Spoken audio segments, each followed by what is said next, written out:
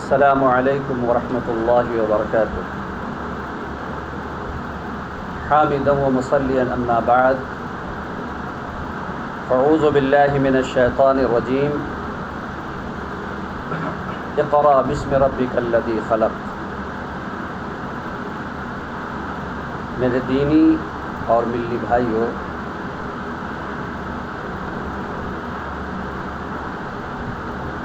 مذہبی اسلام میں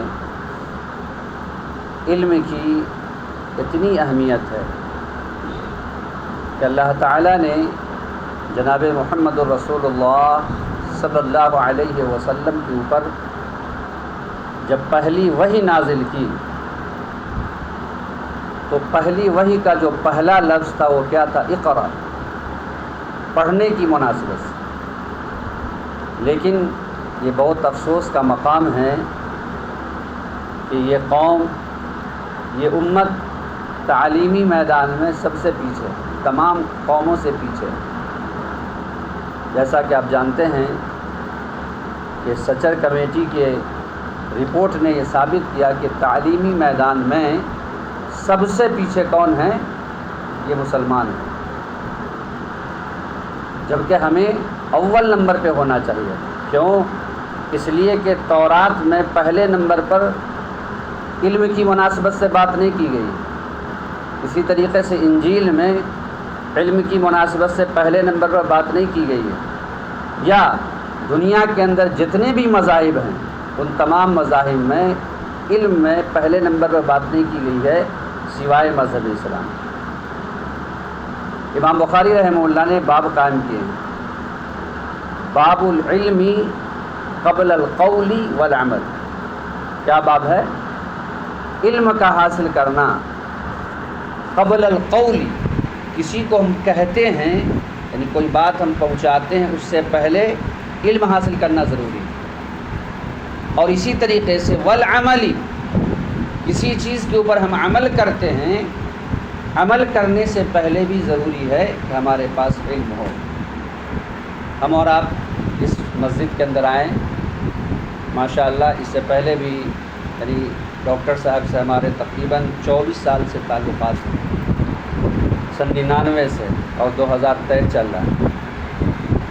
تو ہمیشہ جب نماز کا وقت ہوتا ہے تو مختلف جگہ پر نماز پڑھنے کا اتفاق ہوا۔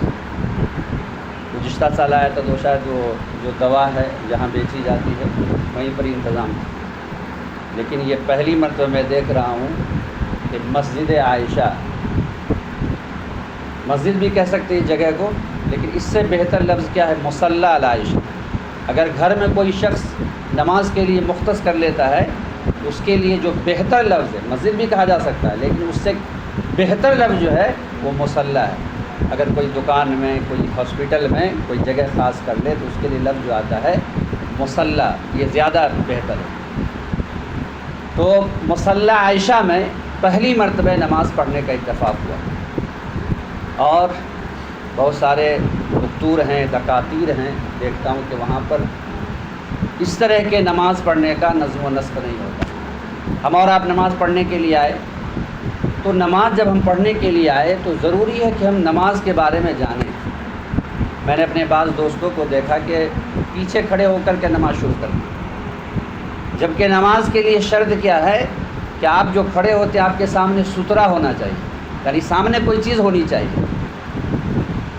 جیسے مان لیجئے کہ اگر پیچھے آپ پڑھ رہے ہیں تو کوئی چیز اپنے سامنے رکھ لیجئے، ایک ہاتھ کے برابر جگہ کوئی چیز، اس سے کیا ہوگا کہ آگے سے کوئی شخص گزرے گا تو گنہگار نہیں ہوگا۔ تو مان لیجئے کہ کوئی شخص پہلے آ رہا ہے، سنت پڑھ رہا ہے، تو وہ آگے سے پڑھے تاکہ پیچھے آنے والے کو پریشانی نہ ہو۔ اور اگر کوئی شخص نماز شروع کر دیتا ہے تو اس کے سامنے سے گزرے نہیں۔ کیوں؟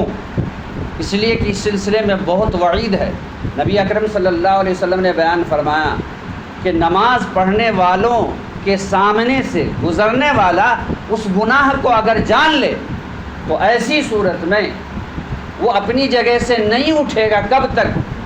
40 خریفاً، کتنے دنوں تک؟ 40 خریفاً، 40۔